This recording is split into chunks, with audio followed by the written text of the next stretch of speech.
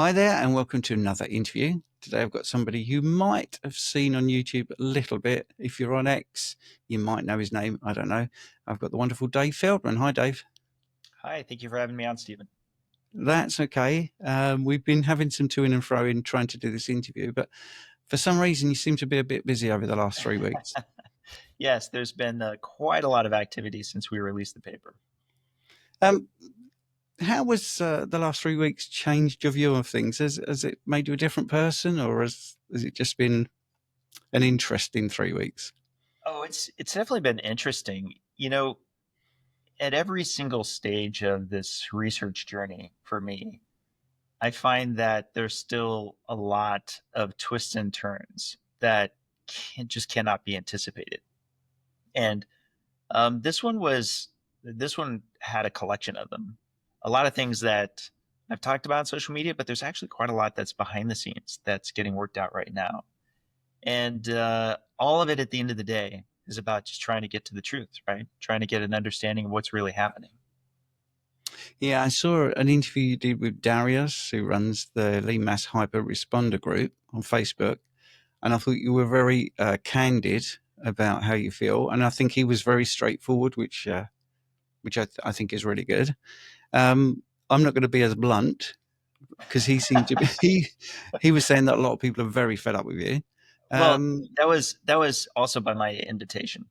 I mm, specifically wanted, so that was a key moment in time where there there was kind of a bit of a disagreement among the teams on communication on social media. We'd made some mistakes on rolling it out on social media.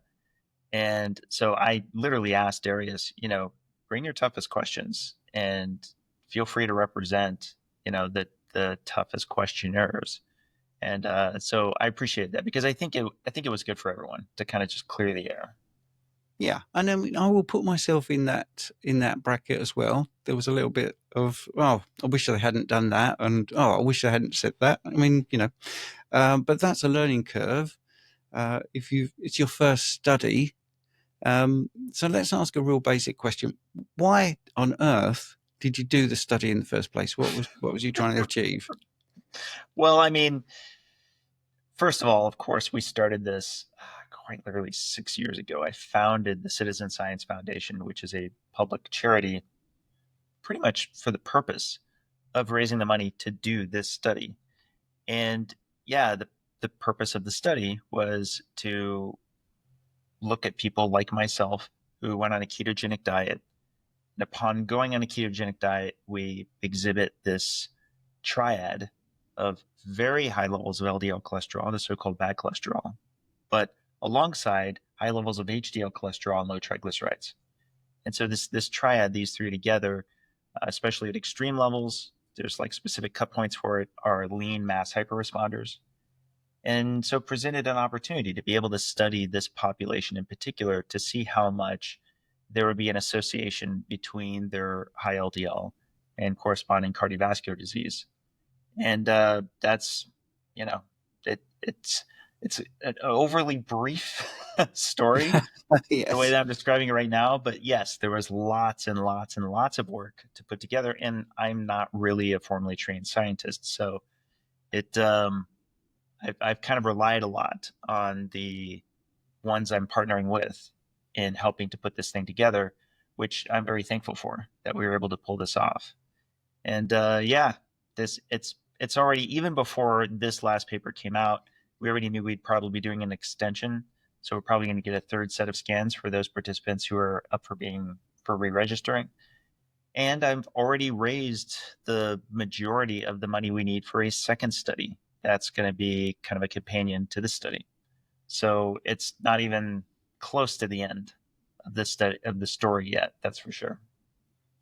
Yeah, now you're one of the authors, and Nick Norwitz is another. And I suppose your two most famous N equals ones is your maneuvering your cholesterol levels or your LDL cholesterol up and down by eating white bread, and able to lower it significantly on a junk food diet.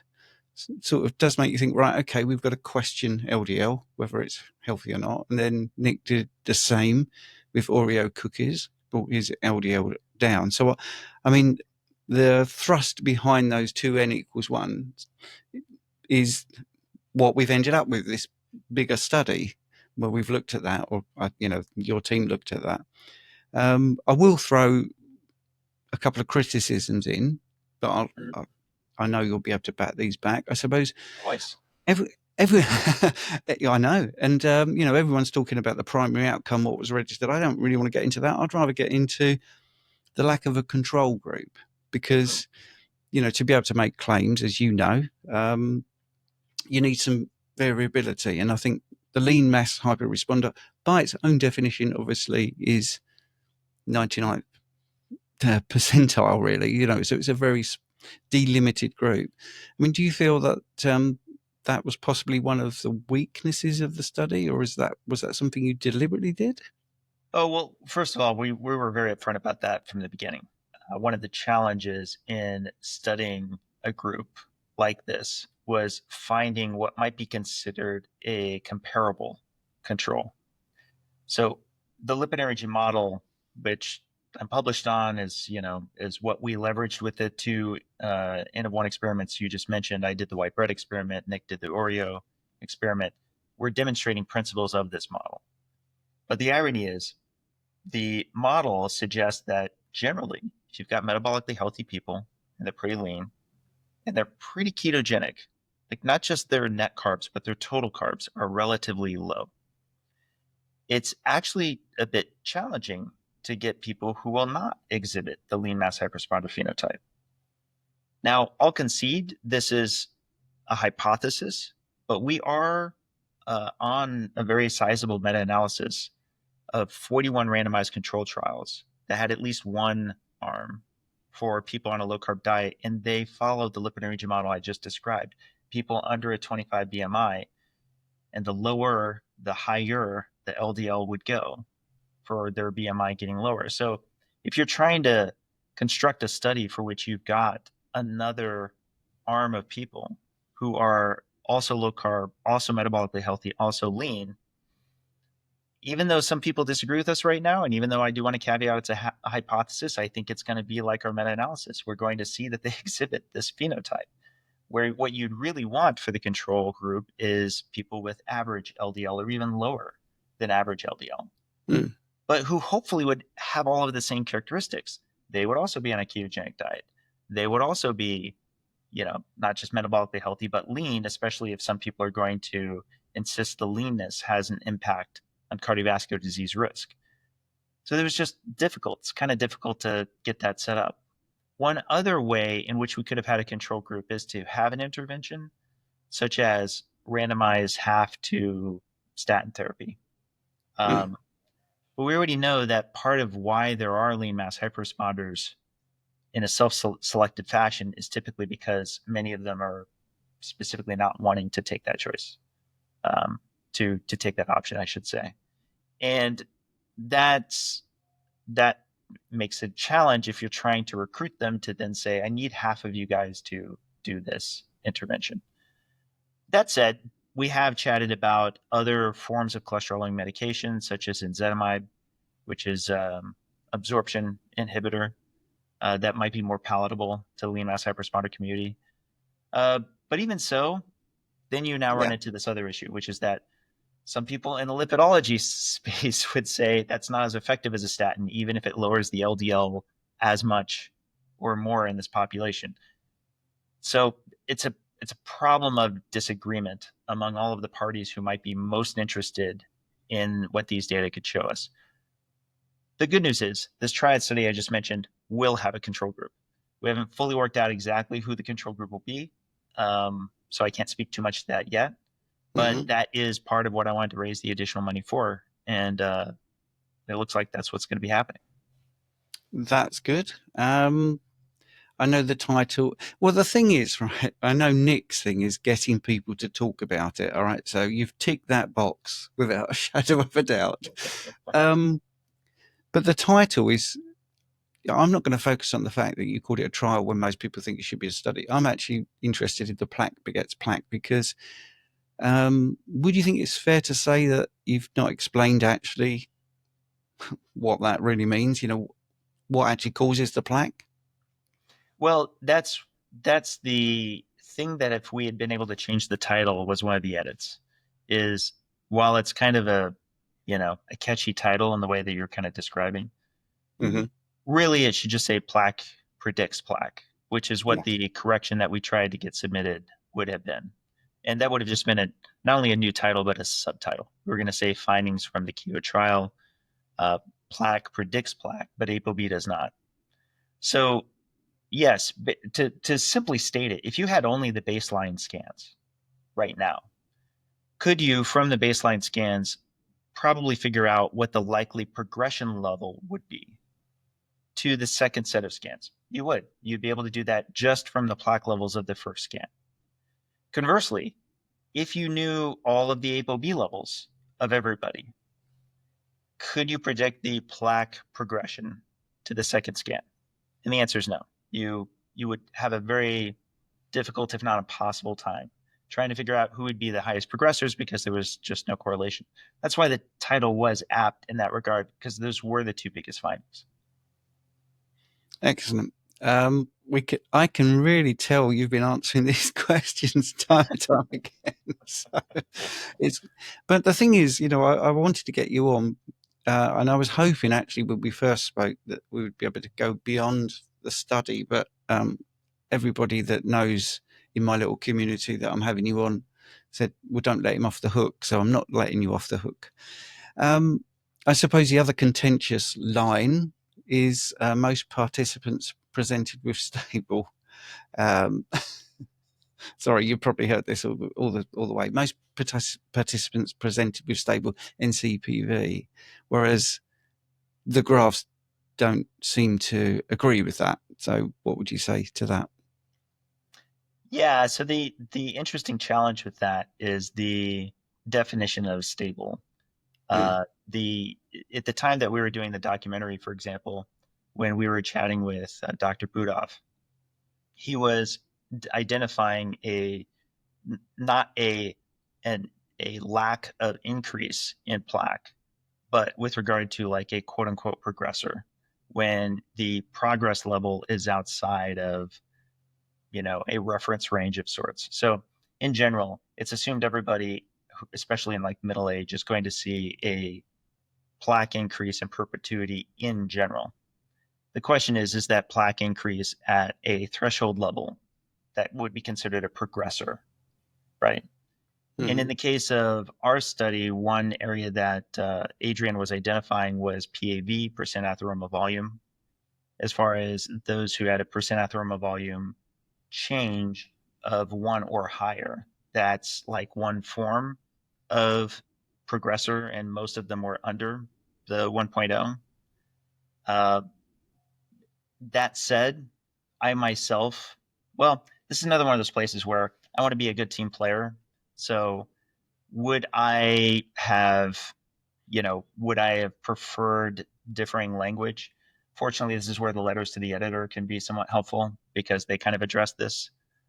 So I myself, I'm not sure the term stable is a great term with regard to discussion of plaque, given everything I just mentioned, generally speaking, right?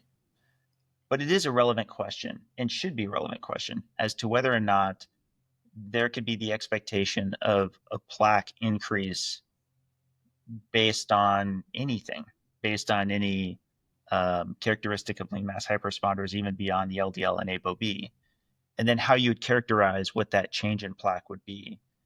And so, to the degree with which stable may not have been as useful, yeah, I don't disagree with that. It may not have been as useful to say it as opposed to something that we could have expanded on with greater nuance.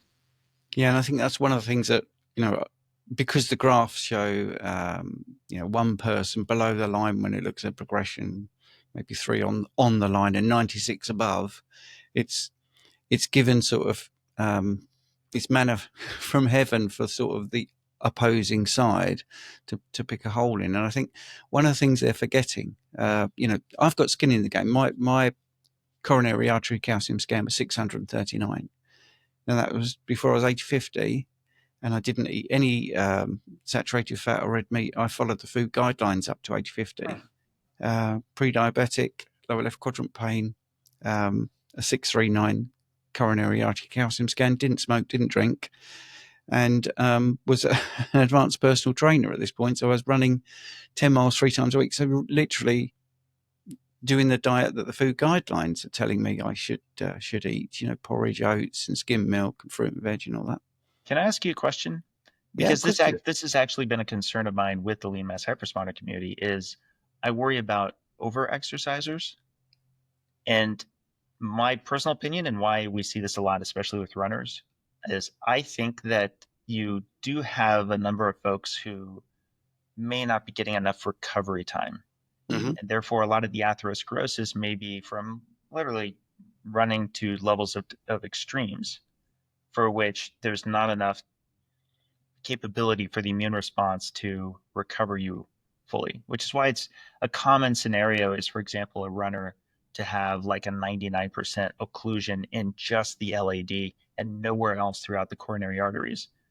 But that's different for somebody who's like, say, severely diabetic, may not get that much exercise where they have it spread out all over the place, and often can feel symptoms much sooner. So, to that extent, I'll point the question back to you if you don't mind. Yeah. Do you feel like it's possible that during those times that you're describing, you may not have prioritized recovery as much, and that might be relevant towards Oh the? yeah, yeah. I think now I know. I'm 61 now, so that was 11 years ago. And I went low carb at age 50 when I realised that everything I'd been told was a complete and utter lie. That's how it came across to me. And the damage to the endothelium, I think, would have definitely come from some sort of some sort of injury from the exercise, whether it was the fact that I didn't give myself enough time to recover or I did too much in the first place. Just simple high pressure. I think I'm not. I didn't really want to say this. I don't believe in the LDL lipid heart hypothesis at all, actually. And I'm very interested in people like Vladimir Subutin's work, the Hmm, vasovasorum, and all this sort of stuff. the outside in Um, yeah, hypothesis? Yeah. yes, and um, I want the answer. The point I was getting to, Dave, actually, is I've got skin in the game, right? But you and Nick are lean mass hyper responders. Mhm. So you wouldn't want to tell yourself the wrong things because I'm sure you want to live a long and healthy life. So to me, it seems like although that's being used against you, absolutely not. Another thing, I mean, I'm deaf and I lip read. Okay, so um, if there's research about restoring my health, I don't want to send some fake figures out. I actually would like to find that out because I'd like to not be deaf anymore. So I think when I don't buy into the criticism that you're all in this group and you want to push this agenda. I don't think that's true at all. I think one of the things I say about the lean mass hyper responder group is they love the data. They really want to know what's going on, and they want to do the right thing. So I don't really get the sort of nasty comments on X and stuff like that because you're just trying to find out the truth. You're just trying to find out the answers. Yeah, I mean, I'll steel man them in the room right now, which is that I do genuinely. I've said this publicly many times before. I'll say it one more time now. I do genuinely believe most of my detractors are truly coming from a good place. They believe that this research might be dangerous. They believe it's giving people false comfort. There is a concern there. And I'll go a step further and say that certainly, just as with anything else, there's risk of dogmatism with our own worldviews. Is it possible that, Nick and I and you and all of us, we don't want to be wrong to the extent to where we're taking unnecessary risks? Mm. We've got to be good scientists. Anything's possible, right? But to your point, it definitely there's a huge difference between somebody who doesn't already have high LDL for these very purposes, who isn't studying this and doesn't feel that there's a risk coming back to them beyond the reputational, and us for sure. There's no question. Like I really, really do want to know the answer to this. And it was one of the challenges with this study having both the semi-quantitative and the quantitative data not as tightly coupled as it is in other studies. In other studies, there's actually a really tight coupling between the semi-quantitative, which is when the researchers are actually reading the CT angiograms directly, and the quantitative, which is usually some form of AI guided reading. And that's something we find really interesting, and we're trying to. It actually led us ultimately to wanting to do the existing pre-registered endpoint of the Q angio scanning. That's a semi-quantitative method that actually we. It's almost like getting a third, a third vote, if you will, towards what the data is showing us against these scans, because redundancy is good in a moment like this. It could be that there's something anatomical about lean mass hyperresponders that might be throwing off the AI guided reading, or the opposite. It could be throwing off the semi quantitative, or it's some mix between the two. But that was one of the challenges that we've been running into in the last few weeks, is particularly since my opening up the data and getting back to what you were just mentioning with the lean mass hyperresponder community, especially the Facebook group. They've been really working through the data a lot, and it's been interesting to see a lot of what they've been able to bring forward that can also help inform us for our future decisions. Yeah, could you explain why? Again, when you sort of registered the study, you were going to look at LDLC, but ended up looking at ApoB. Yeah, actually, so this is there's two things that are pretty common in research that I'm not just saying that. You can look at existing studies that years and years may pass, and then the field itself starts having a greater focus on something else, for which that ends up becoming the area of interest. So at the time, 6 years ago, when we were putting together this study, LDL cholesterol was considered still much more relevant than ApoB, and non-calcified plaque volume as a percent change seemed to make a lot of sense, particularly if they were likely to be a high risk population, which is what was being assumed by Lundquist at the time, given how high their LDL was, right? So when we're finally getting the data, it's finally getting digested, it's finally getting put together 5 years later in 2024. Uh, Adrian Sotomoda, who became the statistician, was looking into all existing studies, especially recent studies. And that's where there was more of an interest in the percent atheroma volume. And so PAV became a lot more interested. Now, that said, you can go into our study. We still talk quite a bit about non-calcified plaque volume. There's still table 3. There's still figure 1A, which has all of the data points that are up. But the one mistake that was made that I called out in the interview you mentioned with Darius Sharp, and for which I'm comfortable mentioning as many times as we should, the pre-registered endpoint of percent change in non-calcified plaque volume was not numerically represented. And so while it's there in figure 1A, and while you can basically figure it out from looking at the red median line and so forth, that was a mistake on our part. However, having both non-calcified plaque volume metrics, having percent atheroma volume, and having LDL cholesterol reported, but also reporting on ApoB, which has become way more the focus, especially in the last 4 or 5 years, we kind of managed to accomplish both. The title, it makes a lot of sense that the title would be a key attractant, especially to modern cardiologists, and therefore it's calling out those two things of the greatest relevance to them, which is both the plaque and the ApoB.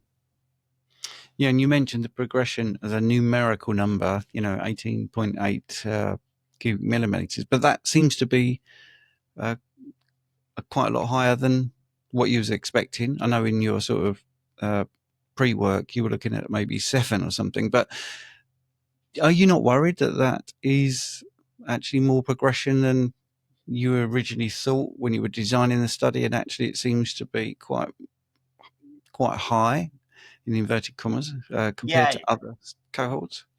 yeah, I'm very interested if this is ultimately going to be confirmed. In that the challenge that I was running into when I was asking more of these questions early in, like as these data were getting presented to me, I had a lot of the same questions I think many are having now, which is, why is it that this seems to be different in many respects from a lot of other studies? And a lot of what those who had access to the data, including the imaging experts within our team and auxiliary to our team, is it's challenging to look at this if the baseline levels are so low. If the baseline levels are low, things like relative change, like the percent change in non-calcified plaque volume, can't be relied on as much as if they were higher, because it's just like a ruler trying to measure, let's say, you know, 10 sheets of paper stacked on top of each other. You can rely on a bit more than if it's 5 sheets of paper stacked on top of each other, because the lower the absolute amount, the less confident you can feel in the relative change, especially as you get below what is typically verified for its measurement capability. And again, this is why we want to be able to verify ourselves with other forms of measurement of quantification, like the Q-angio. Yeah, I think that it played into the hands of some people because I'll just say a quote from social media.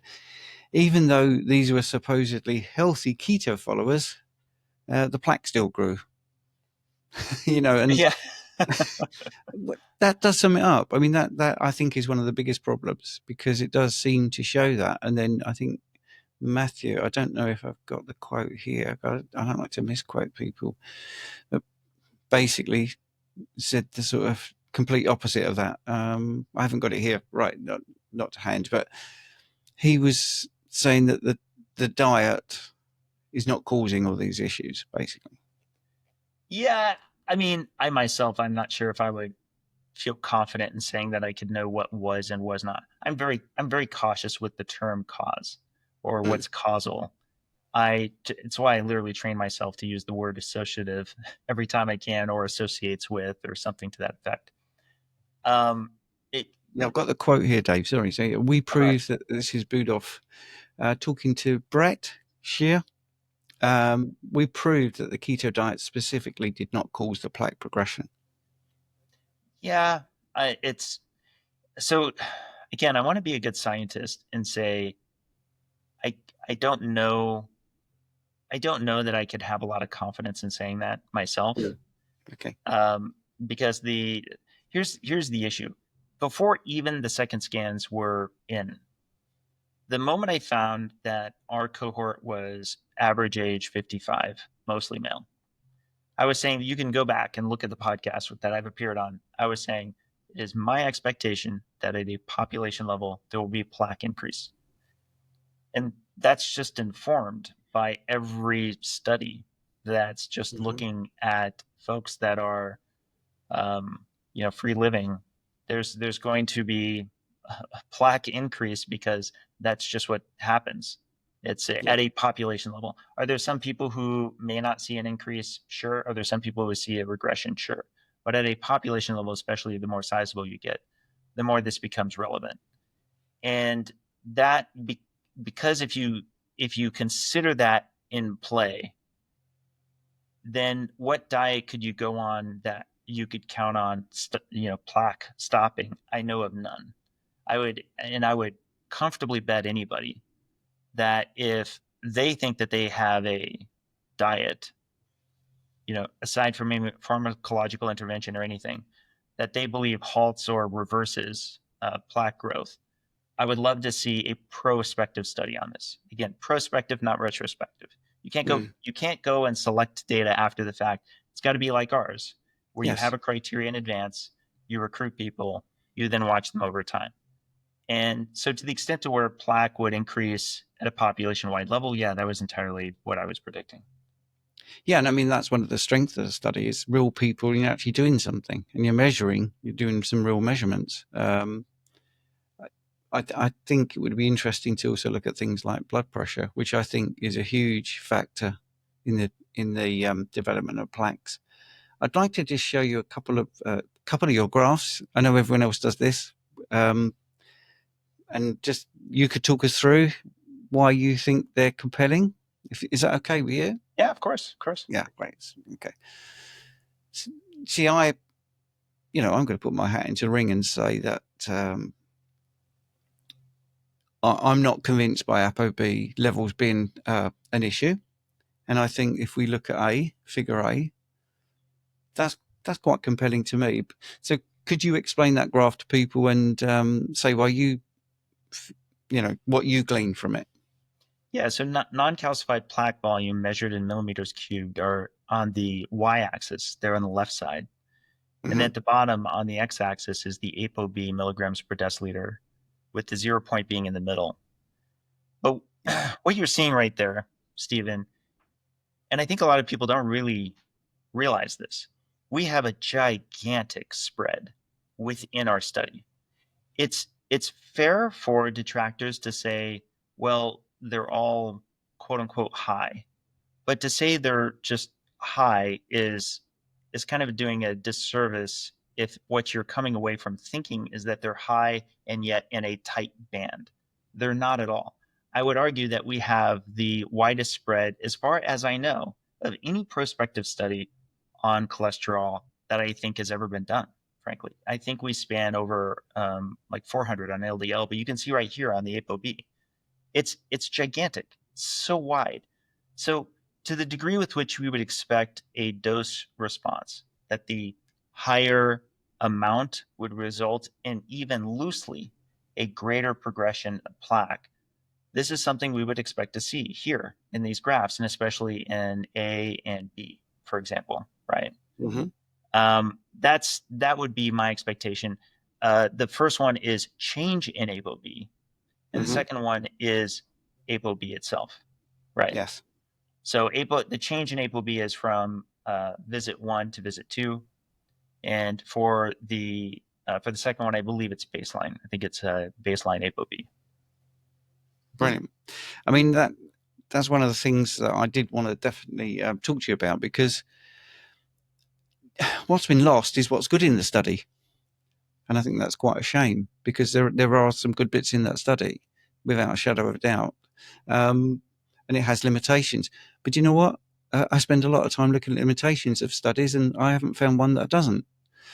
you know, because you can't do the perfect study. Um, so you do the best with the funds that you've got, and the facilities you've got. And I think that has been lost. You know, I have publicly said, yeah, I'm disappointed, but I don't feel there's any study that's ever been produced where I haven't been disappointed. um, and I'm the least disappointed about this, I think, in some respects, because it's not epidemiology; it's actual people, and you've got proper data. You've taken data. You've been quite mindful, and you've also owned up to your mistakes afterwards.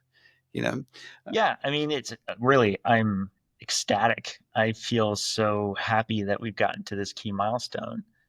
And that's one of the most fascinating things I think that's come from like the last several weeks is we got tested to some degree in a way that we hadn't before because we hadn't really made mistakes in a rollout, but it's been mainly on the social media side.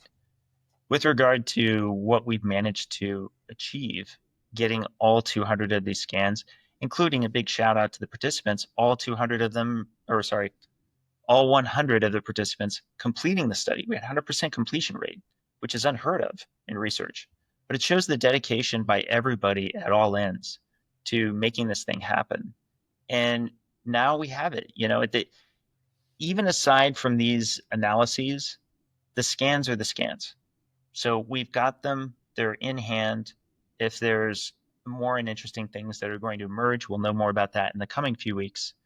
But overall, I'm just excited that we've finally gotten to this point. And there's so much more still to come. Again, to what you just mentioned, do I think that there'll be, things that may be disappointing or not what was expected, or are we going to continue to make, occasional mistakes on social media? 100% guarantee. All of that's going to be true. But it doesn't mean we stop. That's the whole reason you keep doing the research. yeah. I mean, to me, what I gleaned from it, it sort of shows that maybe high LDL on a ketogenic diet is not a reliable predictor of plaque progression. That's how I would look at it, because it's definitely showing that LDL or ApoB, the higher it is, does not, in a linear way, increase plaque. That's what it shows to me, but it's in a very limited group. And I think, going back to that, I understand why it's a limited group, because by definition, that's what you're studying. So I think it's certainly put the cat amongst the pigeons. It's certainly got people talking. Um, and that wasn't the way you wanted it to be, but it's happened, hasn't it? And that I'm glad you're smiling about it. And I think that's the thing. I wanted to get you on. I know it's made a lot of people cross, and there's a lot of people that I've spoken to that are very cross about it. And I think, the phrase "schoolboy error" came up, and all this stuff. And yeah, you opened yourself up to a little bit, which you freely have admitted. And I think that's, for your first study, I'm actually thinking it's not as bad as it could have been. And, going forward, lessons learned. I mean, only an idiot would make the same mistakes all over again. So once you've made those mistakes, I think the next study, I'm actually looking forward to the next thing, to be honest. And I really want to thank you for coming on and being so candid. I totally didn't want to do what everyone else has done and get all the graphs out and go through absolutely everything and talk about the fact you didn't address the primary outcome and all this sort of stuff. If you want to see that, there's loads of things. I think the interview with Darius is particularly good because he's very straight and gives you a very hard time. There's a new one too with myself and Chris McCaskill that is probably the most popular one. And we go over both that, and we go over the other things that I kind of touched on here, which you might find interesting. So I would also recommend people tune in for that one. Yeah, too. I've seen that. I would say a couple of things he says rub me up the wrong way as well. Fair enough. But yeah, fair enough. I think it was quite nicely done, and I know Matthew's done a couple of good interviews. Some of them maybe not as good as we'd like, but I think it's been interesting. I'm trying to get Nick onto my program because I want to talk about Nick's journey and actually more about what he's done. So I messaged him a few times. I'm saying that maybe you could give him a little nudge because I'm quite a nice guy and we have a really interesting, very engaged. Although we're not massive, I mean I've got like 30,000, 35,000 followers or something. It's very engaged and it's very active, and I think yourself and having Nick on as well and having his perspective would be really handy. But I don't want to just talk about that study. I'd be interested in him as an individual. Everyone knows your story. It's very well documented, I think. Anyway, thanks for coming on. I mean, is there anything you want to add? Is there anything that you desperately want to say that maybe you haven't? I mean, this is one of those interesting moments in time where quite a lot's constantly being said. But if there's one thing I can never reinforce enough, it's that I hope people will continue to help us move this science forward. This is a huge story with regard to how we've been able to leverage the community to crowdfund this. I mean, the Citizen Science Foundation itself, one of the things we tout is we effectively have a 0% admin overhead. We ourselves do not take a penny of anything. The only overhead there is for things like credit card processing or the donor platform, but that's all less than like 5% of the total. And so it's a bona fide charity if anybody is interested, but it also helps us to get to the next study. We fully funded this one through crowdsourcing, but the next one, the Triad study, is most of the way there. It's not quite there yet, but it's close. Excellent. All right. So Dave Feldman, thanks very much. Thanks for having me, Stephen.